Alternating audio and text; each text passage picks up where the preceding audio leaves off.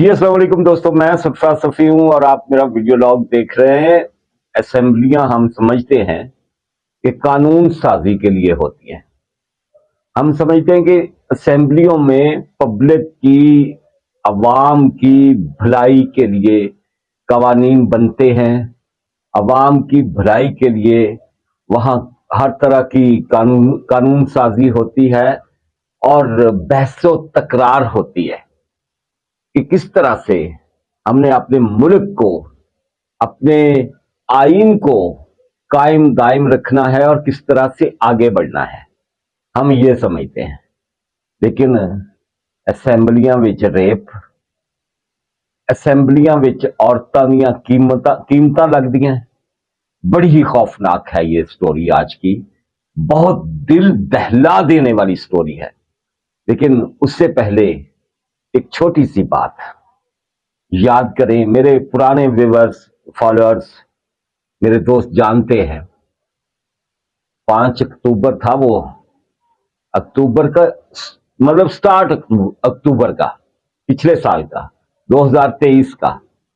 अक्टूबर, नवंबर, दिसंबर, जनवरी, फरवरी, मार्च, ये 6 मंथ हो गए, 6 महीने हो गए। 5 अक्टूबर ਨੂੰ मैं ਤੁਹਾਨੂੰ ਕਿਹਾ ਸੀ कि आसिफ अली जरदारी अगले सदर होंगे। 9 मार्च को वो सदर पाकिस्तान होंगे। मतलब कोई कैंडिडेट ही नहीं सामने।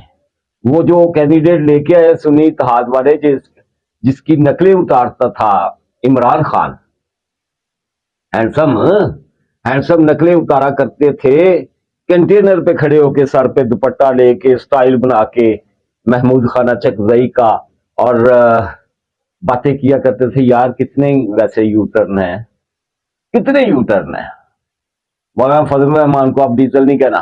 ओहो, वो एमक्यूएम जो कातिल थी, उसके साथ यारियां की हमने देखा। वो जो डाकू था पंजाब का सबसे बड़ा, वो सदर है पीटीआई का। वो जो शेख रशीद, जिसे चपड़ासी नहीं रखना था इमरान खान ने अपना, वो उसका मिनिस्टर रहा। वो जो आईएमएफ थी, जिसके पास नहीं जाना था, और अगर जाना था तो उससे पहले खुदकुशी करनी थी, उसके पास बार बार जाना रहा और इतना ज्यादा उससे कर्जा लिया जो पिछले 70 सालों से इस मुल्क ने नहीं लिया हुआ था ना, मतलब डबल कर देता काम। और अब महमूद खान अचकजई इनका कैंडिडेट है, जिसके चंद वोट ही निकलने हैं। सच्ची बात है कि सुन्नी तहरीक ने भी पूरे वोट नहीं देने। खैर, मैं ये बता रहा था कि 5 अक्टूबर को मैं आपको बता चुका था कि आसिफ अली जरदारी को दुबई से इसीलिए बुलाया गया है कि अगर नवाज शरीफ या शरीफ फैमिली इस मुल्क की प्राइम मिनिस्टर होगी तो आसिफ अली जरदारी सदर पाकिस्तान होंगे। 6 महीने बाद वो बन रहे हैं। क्या बताया था मैंने? अपने अपने सोर्सेज होते हैं यार। मैं चाहे बीमार पड़ा हुआ हूं, लेकिन मेरे, हाँ, बताया था मैंने, जिस दिन सरफराज भुट्टी ने निगरान वजीर दाखिला के तौर पर रिजाइन किया था, उसी दिन मैंने अपने ब्लॉग में बता दिया था कि ये पीपल्स पार्टी में जाएंगे, पाकिस्तान पीपल्स पार्टी में जाएंगे ये साहब, और फिर बलोचिस्तान के वजीर आला होंगे।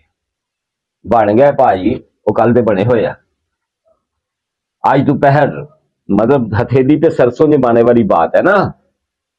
आज दोपहर मैंने जो ब्लॉग किया उसमें मैंने कहा था कि गंडापुर, अली अमीन गंडापुर की हुकूमत नहीं चलेगी क्योंकि करतूत ही ऐसे। और केपी में गवर्नर राज नाफज होगा। ये देखें, ये बड़े बड़े जुगादर रात को बैठकर अपने शोज में ये बात कर रहे हैं कि केपी गवर्नर राज। असल खबर की तरफ आते हैं। खबर यह है कि रूह कांपती है, लर्जा तारी होता है वो सारी की सारी गुफ्तगू सुनकर जो सोबिया नामी खातून के लिए, सोबिया शाहद के लिए केपी असेंबली में हुई। वो एक बुढ़ा, आपने देखी होगी वो सारी वीडियो भी और ऑडियो भी सुनी होगी। और वो लोग सारे के सारे, हम समझते हैं कि पठान जो है ना, पख्तून बड़े गैरतमंद है, ये अपनी माँ बहन बेटी की भी इज्जत करते हैं और इसी तरह की इज्जत करते हैं ये दूसरी खवातीन की। लेकिन इस वीडियो ने साबित कर दिया कि पता नहीं की है यार, पता नहीं पख्तून जड़े आ उन्होंने की हो गया, अभी तक उन्होंने इसके खिलाफ वो सरापा एहतजाज क्यों नहीं बने। ये असेंबली का इजलास था, कोई बदर मुनीर की फिल्म नहीं सी चलन रही, और जिस तरह के वो बेहुदा किस्म के डांसेस होते हैं फिल्मों में वो नहीं हो रहे थे। असेंबली इजलास था, एक खातून ने घड़ी लहराई, उसी सोबिया ने, आप भी कुछ भी कर सकते थे। चोर कहते हैं ना नवाज शरीफ को, आसिफ अली जरदारी को भी चोर कहते हैं, ये चोरों का टोला। कोई इसी तरह की चीज आप भी लहरा लेते। क्या था वो खातून, मुंह से तो कुछ नहीं बोल रही थी, घड़ी लहरा रही थी, और हर जमहूरी मुल्क में जहां जहां पार्लियामेंट मौजूद है सॉरी, जहां जहां पार्लियामेंट मौजूद है वहां वहां एहतजाज होता है। अपने भी करते हैं, बाजुकात बेगाने भी करते हैं। अपोजिशन का तो काम ही एहतजाज करना है। कौन सी उसने लंका ढा दी थी यार उस खातून ने, कि उसकी बोलियां लगने लग गई, रेप करांगे तेरे नाल, पंजाबी में ऐसे कह दें कि वो कह रहे हैं कि तेरे नाल रेप करांगे, ग्रुप सेक्स करांगे, और 10 कितने पैसे लेंगी सेक्स से। किस किस तरह की बेहुदा घटिया गुफ्तगू हुई। वो ये जो गुफ्तगू कर रहे थे, घर घर आज मोबाइल है, घर घर। हाँ, वो बलूचिस्तान का कोई दूर दराज एरिया हो, वो केपी का कोई पहाड़ों के पीछे छुपा हुआ कोई गांव हो, सिंध का कोई गोठ हो, पंजाब का कोई गांव हो, हर जगह मोबाइल फोन है। क्या उन लोगों की जो ये आवाजें कस रहे थे, ये जो कह रहे थे उस खातून को, क्या वो घरों में बैठी हुई खवातीन ने नहीं सुना? सहरा में बैठी हुई खवातीन ने भी सुना। असल में प्रॉब्लम यह है कि जब आपका हैंडसम ही कहे कि मरियम, में बार बार जुबान पे अपना नाम ना, मेरा नाम ना लाया करो, कहीं तुम्हारा वो खामन कैप्टन सफदर ही नाराज ना हो जाए, और जज जेबा तुझे मैं देख लूंगा। और यही महमूद अचकजई का स्टाइल बना के दुपट्टा सर पे ओढ़ के इमरान खान की वो बेहुदा एक्टिंग, जब जब लीडर ही ऐसा हो। और जो केपी का इस वक्त खैर से वजीर आला चुना है इमरान खान ने, वो मरियम नवाज शरीफ को क्या क्या नहीं कहता था। आज अगर बीबी बेनजीर शहीद जिंदा होती ना, जब वो जिंदा थी ना, तो ये भी कुछ काम नहीं कर रहे थे। यही चपड़ासी शेख रशीद नवाज शरीफ टोला, ये सारा एक दिन येलो कपड़े पहन के बेनजीर येलो ड्रेस में असेंबली में आई, तो इन्होंने कहा पीली टैक्सी। कयामत तो तब तोड़ देनी चाहिए थी।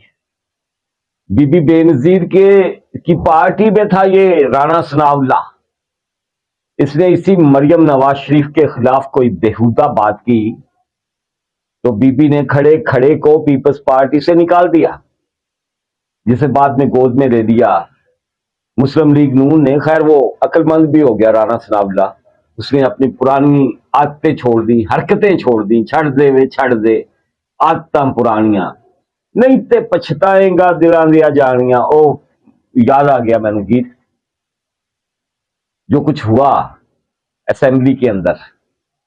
गैरत कहां चली गई, पख्तून तो बड़े गैरतमंद है।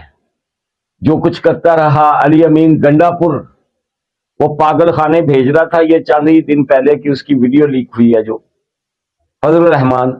अब वो डीजल भी नहीं है और सारे जाके उसके घर में उसके हाथ पांव भी चूम रहे हैं।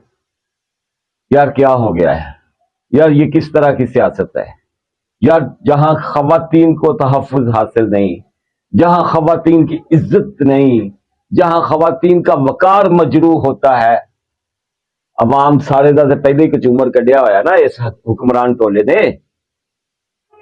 दोनों तरफ है आग बराबर लगी हुई, कट किसे भी नहीं की अवाम का कचूमर निकालने में।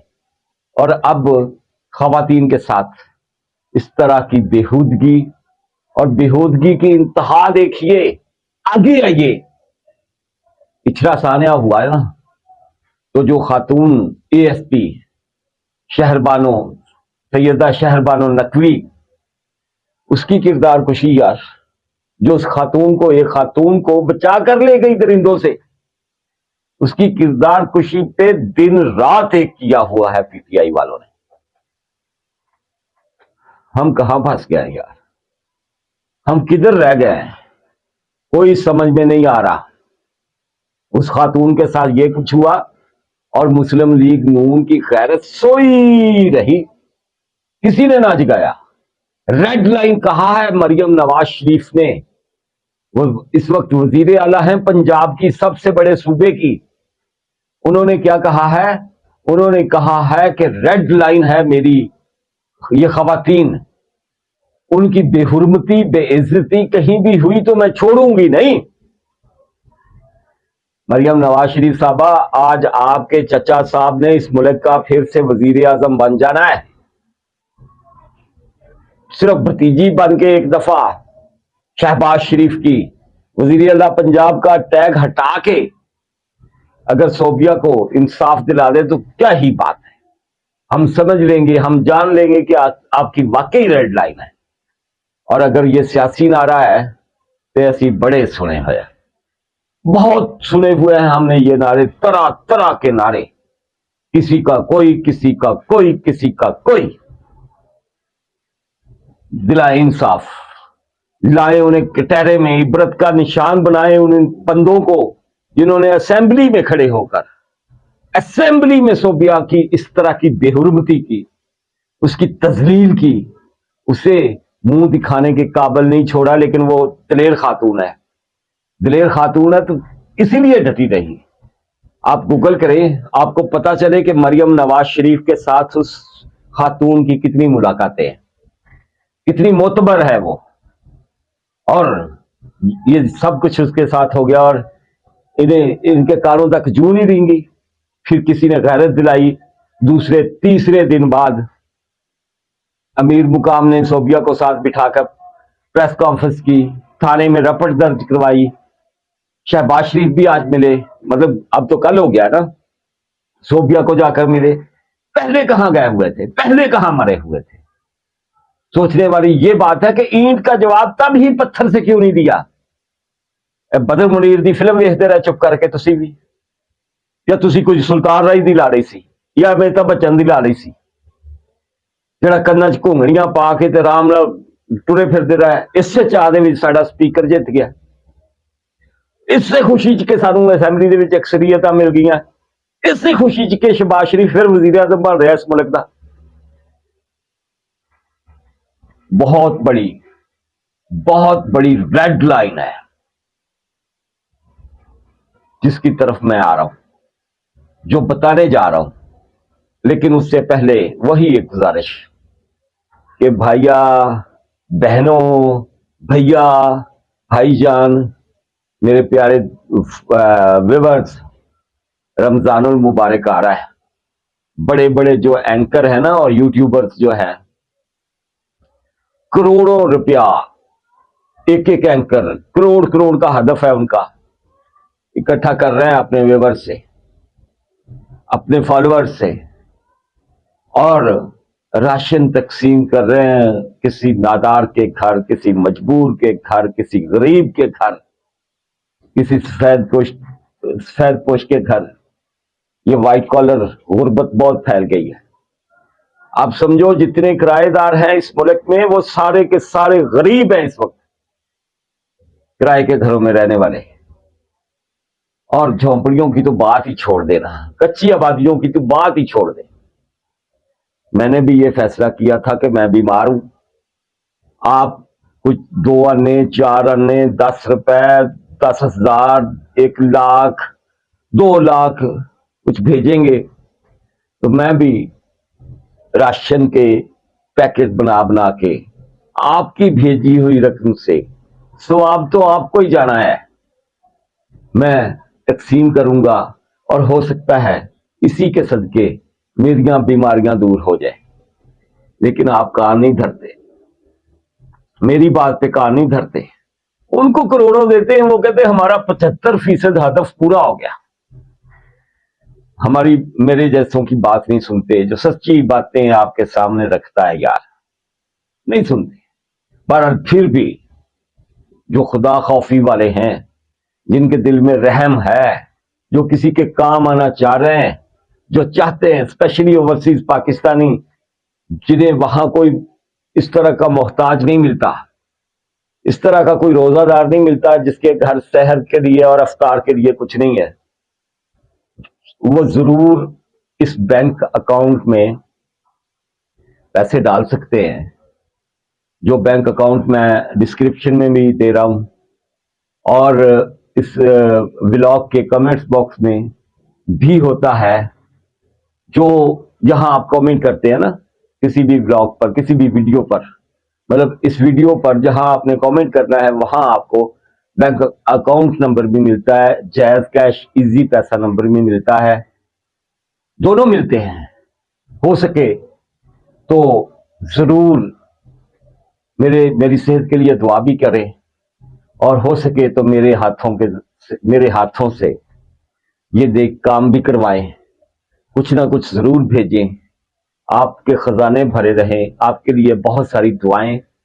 जो आखिरी रेड लाइन की तरफ और डेड लाइन की तरफ मैं आ रहा हूं वो ये है कि सच बताऊं, ये जो मैंने गवर्नर राज वाली बात की थी ना, कि अली अमीन गंडापुर की हुकूमत को हटाकर केपी में गवर्नर राज लगा दिया जाए, ये छोटी बात है। इससे भी अगली बात कि बहुत जल्द अली अमीन गंडापुर के खिलाफ केपी के अलावा दूसरे सूबों में जो मुकदमात हैं, आपको पता है पंजाब में है, सिंध में है, वो ओपन हो रहे हैं, वो जमानतें मनसूख हो रही हैं उनकी। और किसी भी सूबे की पुलिस जो है उनके लिए वो मतलूब होंगे। हम खाना जंगी की तरफ बढ़ रहे हैं, हम न जाने किधर बढ़ रहे हैं। बाज फिर भी नहीं आ रहे, गंदी सियासत से हट नहीं रहे। चंद दिन देखना है अली अमीन गंडापुर ने कि मेरे ऊपर कुछ ज्यादा प्रेशर तो नहीं आ रहा। और यकीन रखें कि अगर उसने देखा ना कि ये इतनी योग्य नहीं है बाकी के सारे जौहरी रियासत से लेकर ये नून लीग तक और पीपल्स पार्टी तक और ये सारे इत्तेहादी, उसने अगर देखा ना कि ये मेरे मतलब मुझ पर तो ये किसी तरह का प्रेशर आ ही नहीं रहा कहीं से भी, तो वो संभालिया नहीं जाना, वो फड़िया नहीं जाना। जिस तरह का उसका माइंड है और जिस तरह के वो जज्बाती है वो साहब अली अमीन गंडापुर, खतरनाक हदों की तरफ ले जाएंगे हमारी कंट्री को। और डर आता है कि यार इस मुल्क में क्या होने जा रहा है। असल सोचने वाली बात, मतलूब था ना सानिया 9 मई में, और बदनामे जमाना है ना अली अमीन गंडापुर। इसके बावजूद आपके हैंडसम ने उसे वजीर आला बनाया, किसी वो असद कैसर को नहीं बनाया, किसी शहरयार अफरीदी को नहीं बनाया, किसी शरीफ आदमी को, अली अमीन गंडापुर को चुना है। पीछे रमजें क्या है वो आप जानते हैं, माइंडसेट क्या है इमरान खान का वो भी आप जानते हैं। जिस दोस्त ने अभी तक मेरा यूट्यूब चैनल सब्सक्राइब नहीं किया, इसे जरूर सब्सक्राइब करें और इसकी बेल आइकॉन जरूर दबा लें। और आपके लाइक्स और आपके कमेंट्स मुझे बड़ा हौसला देते हैं। अल्लाह हाफिज।